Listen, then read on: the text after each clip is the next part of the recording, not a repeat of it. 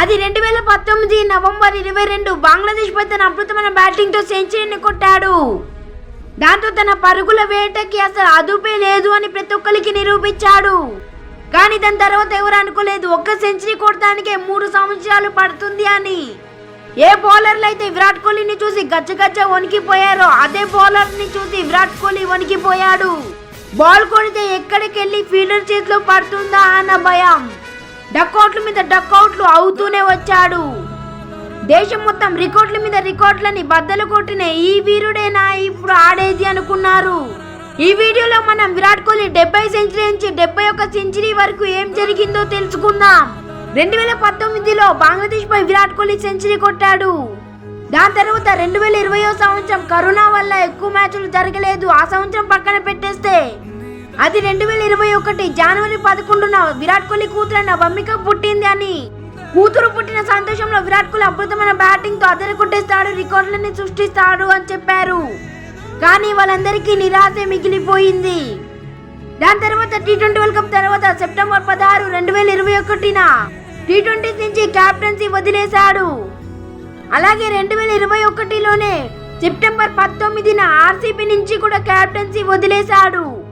విరాట్ కోహ్లీ తన జీవితంలోనే the worst face ని ఫేస్ చేస్తున్నాడు. అలాగే దాని తర్వాత ఇంకొక చెత్త రికార్డు విరాట్ కోహ్లీ ఖాతాలో పడింది. అదే పాకిస్తాన్ పై వరల్డ్ కప్స్ లో ఓడిపోయిన ఫస్ట్ కెప్టెన్ అన్న రికార్డ్. దీంతో విరాట్ కోహ్లీ అభిమానులందరూ నిరాశకి చెందారు. ఓడిఐ కెప్టెన్సీ నుంచి కూడా తనని కొన్ని పాలిటిక్స్ వల్ల తీసేశారు. క్రికెట్ ని హైలైట్స్ లో చూసేవాడు, క్రికెట్ అంటే ఏంటో తెలియనోడు కూడా ప్రతి ఒక్కడు విరాట్ కోహ్లీని ట్రోల్ చేయడం, ఏడ్ చేయడమే.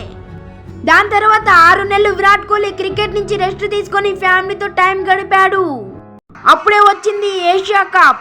33 నెలలు, 146 వారాలు, 1020 రోజులు, 24,444 గంటలు, 14,68,624 నిమిషాలు, 8,81,17,453 సెకండ్లు.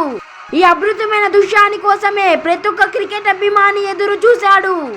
2022 ఏషియా కప్ లో సెప్టెంబర్ 8న ఆఫ్ఘనిస్తాన్ పై తన అద్భుతమైన బ్యాటింగ్ తో సెంచరీ కొట్టి ఆఫ్ఘనిస్తాన్ ని ఉతికి ఆరేశాడు.